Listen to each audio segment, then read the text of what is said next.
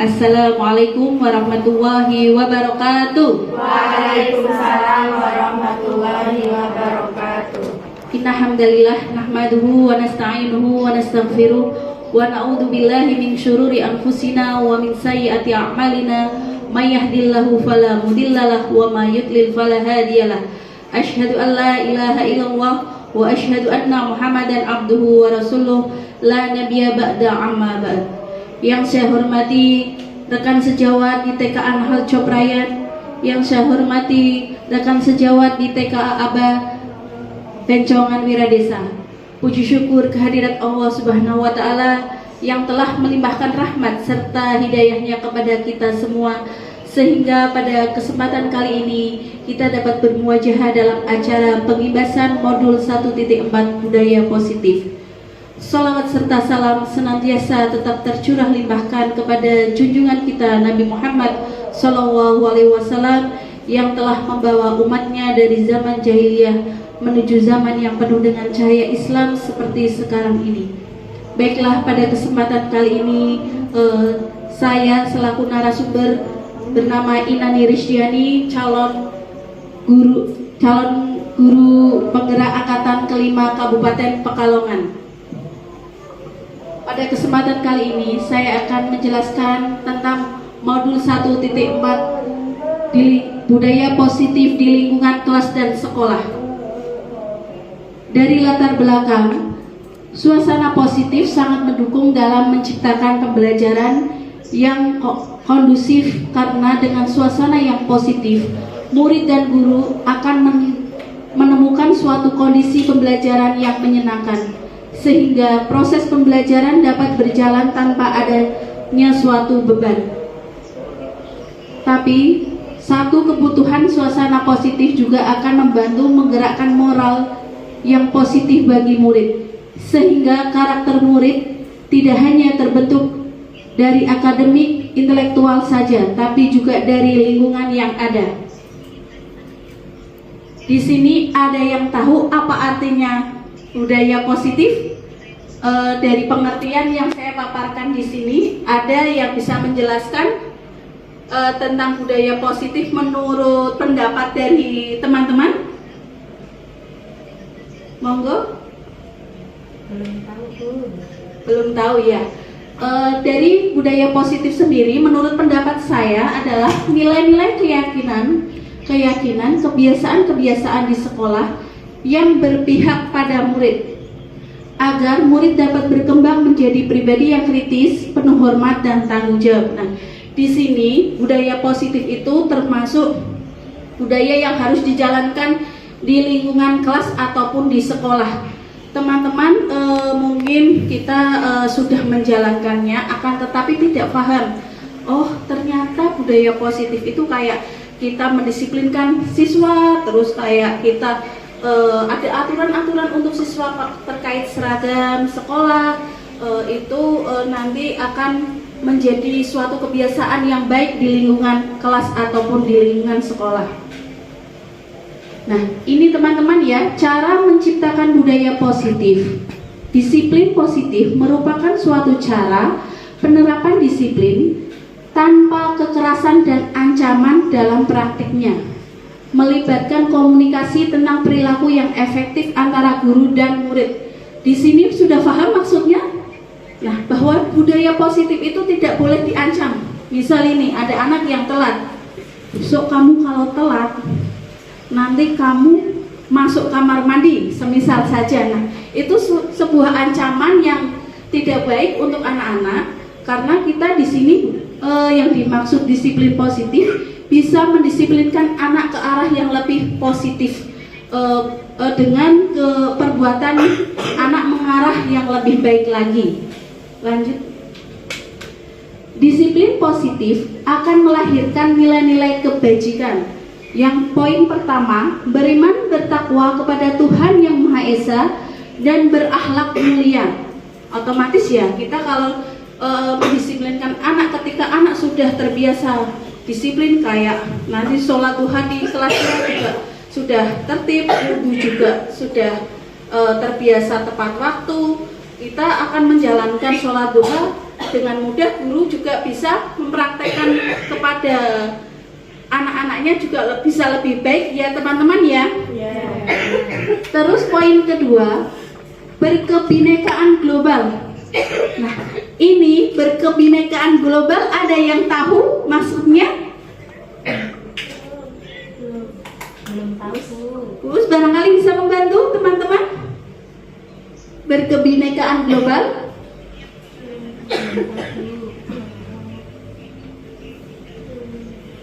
Kebinekaan global. Di sini ada yang sudah paham, teman-teman? Belum. Bu Usna Bakelangkari bisa menjelaskan?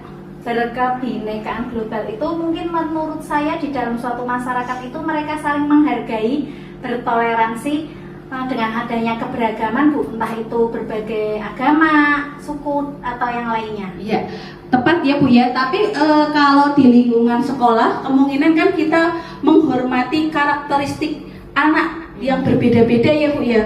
Ada yang dari lingkungan agamanya non muslim dan muslim. Nah, itu kita harus menghormati keberagaman yang ada di kelas. Terutama guru juga harus memahami ini.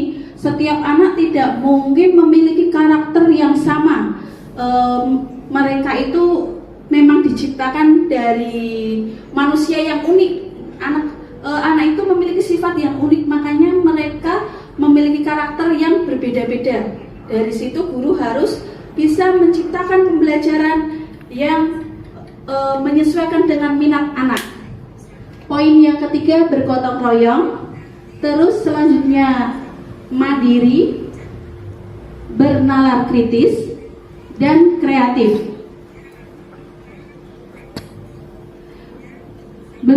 Bentuklah keyakinan kelas, buat kontrak kerja. Nah, di sini teman-teman, cara membuat keyakinan kelas. Kalau dulu itu kita membuat aturan kelas. Tapi sekarang jenengan kalau misalnya mau masuk KBM, kita bunyinya bukan aturan lagi, keyakinan kelas. Nah, keyakinan kelas di sini tumbuh dari kebutuhan dasar manusia. Yang pertama, kebutuhan bertahan hidup atau survival. Yang kedua, kasih sayang dan rasa diterima, love and belonging. Yang selanjutnya, penguasaan atau power. Yang selanjutnya, kebebasan atau freedom. Yang terakhir, kesenangan atau fun. Sebagai seorang guru dan kegiatan indisipliner, pelanggaran keyakinan kelas, kita harus menempatkan posisi kita di tahap dalam mengendalikan keyakinan tersebut dengan 3 posisi kontrol. 5 ya Bu ya, 5 posisi kontrol. Yang pertama, penghukum. Nah, penghukum di sini ada yang bisa menjelaskan? Bu Us, barangkali bisa menjelaskan ke teman-teman sejawat saya? Mungkin penghukum itu dengan adanya kesalahan pada murid itu nanti guru memberikan hukuman. Nah, itu baik enggak untuk kondisi anak ketika anak itu tidak disiplin diberikan hukuman? Iya, dulunya saya kira itu baik Bu, tapi ternyata anaknya berubah, tetapi dengan pemaksaan, bukan dari hati nuraninya untuk berubah seperti itu. Oh iya. Sudah paham ya teman-teman ya dari penjelasan Bu Us Watun di sini. Untuk posisi kontrol selanjutnya, pembuat rasa bersalah. Nah, di sini misalnya ini ada murid yang datang terlambat, jenengan gini, kamu telat ya, tapi di depan teman-temannya bicaranya tidak sendiri ya, tidak tersendiri, atau jenengan langsung fokus di pas berangkat langsung anak didik itu dimaturi, kamu telat kenapa? Terus membuat dia itu merasa bersalah, kamu besok lagi jangan telat, kamu itu sering telat. Kenapa? Tapi kan tidak ditanyakan alasannya kenapa telatnya, dan apa dia bangun siang ataupun karena jarak rumahnya ke sekolahan jauh, tapi panjenengan langsung pokoknya ingin membuat dia merasa bersalah dan tidak mengulangi lagi. Nah, itu justru baik nggak ya Bu ya? Baik nggak Bu? Karena anak didik merasa terbebani ya Bu. Nah, pasti sampai pulang pun dia terngiang-ngiang, guru kok gawe aku gelo, aku ngesuk ora pak telat, tapi karena orang telatnya mesti terpaksa. Selanjutnya dari 5 posisi kontrol, teman. Nah, teman ini kayak jenengan, ibaratnya seorang guru dianggap teman bagi anak didiknya. Yang selanjutnya pemantau, yang terakhir manajer. Segitiga restitusi, menstabilkan identitas, validasi tindakan yang salah, menanyakan keyakinan. Contoh segitiga restitusi, menstabilkan identitas. Nah, di sini dari poin yang pertama, menstabilkan identitas itu berbuat salah itu tidak apa-apa. Ini contohnya ya Bu ya. Tidak ada manusia yang sempurna. Saya juga pernah melakukan kesalahan. Kita bisa menyelesaikan ini. Bapak Ibu tidak tertarik mencari siapa yang salah, tetapi Bapak Ibu ingin mencari solusi dari permasalahan ini. Kamu berhak merasa begitu. Yang terakhir, apakah kamu sedang menjadi teman yang baik buat dirimu sendiri? Selanjutnya, validasi tindakan yang salah. Padahal kamu bisa melakukan yang lebih baik dari ini ya. Nah, ini kata-kata yang bisa diungkapkan ketika ada salah satu murid yang melanggar budaya positif. Terus kamu posisi punya alasan kenapa kamu melakukan hal ini.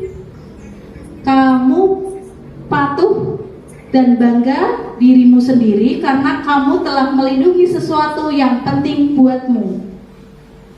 Kamu boleh mempertahankan sikap itu, tapi harus menambah sikap yang baik.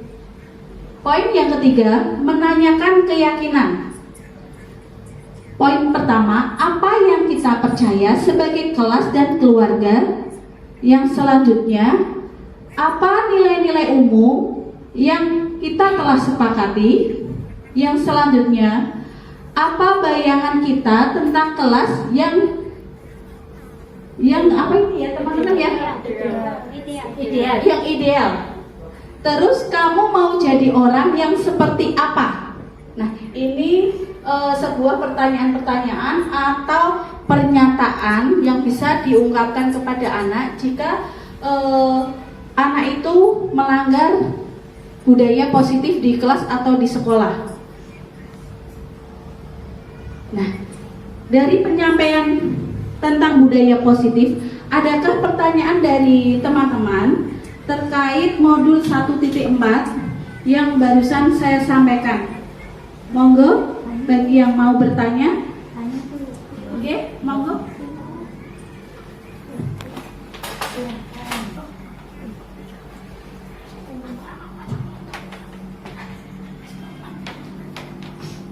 Terima kasih sebelumnya atas penjelasan tentang budaya positif. Di sini saya minta contohnya mengenai budaya positif yang diterapkan di kelas. Terima kasih.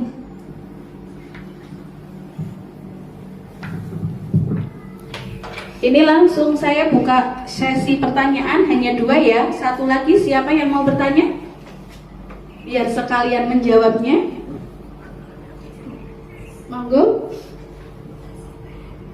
Barangkali tadi ada penjelasan yang kurang jelas.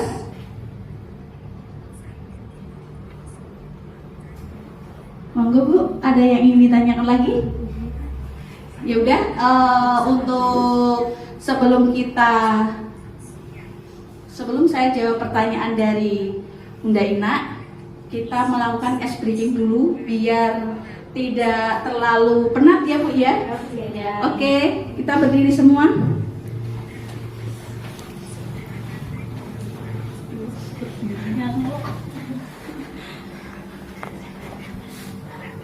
Nah, sudah siap?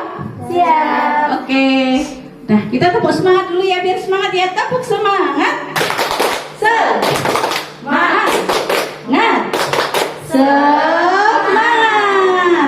Tangannya ke kanan digerak-gerakkan. Tangannya ke kiri digerak-gerakkan. Tangannya ke depan digerak-gerakkan. Tangannya dilipat, jempol digoyang. Hei. Bisa? Ulangi ya. Tangannya ke kanan digerak-gerakkan. Tangannya ke kiri digerak-gerakkan. Tangannya ke depan digerak-gerakkan. Tangannya dilipat, jempol digoyang. Nah, terima kasih, tepuk tangan. Oke, silakan duduk kembali. Saya lanjutkan untuk pertanyaan tadi dari Bunda Ina terkait contoh budaya positif yang bisa diterapkan di kelas. Nah, untuk di kelas sendiri, sebelum jenengan itu bertanya, jenengan sudah pasti melakukan hal itu. Pasti jenengan kalau di kelas teman-teman tidak boleh apa. Sebelum mainan jenengan juga buat aturan juga. Tidak, nanti teman-teman dari murid-muridnya menjawabnya tidak boleh rebutan mainan, terus iya dilempar-lempar, terus kalau setelah main beres. Nah, pasti setiap guru itu menginginkan siswanya disiplin. Nah, di mana disiplin itu harus diterapkan di sekolah? Itu pasti dimulai dari yang saya percaya di TK Anahal gurunya pada disiplin ya Bu ya. Oke? Insya Allah kita sudah memberikan contoh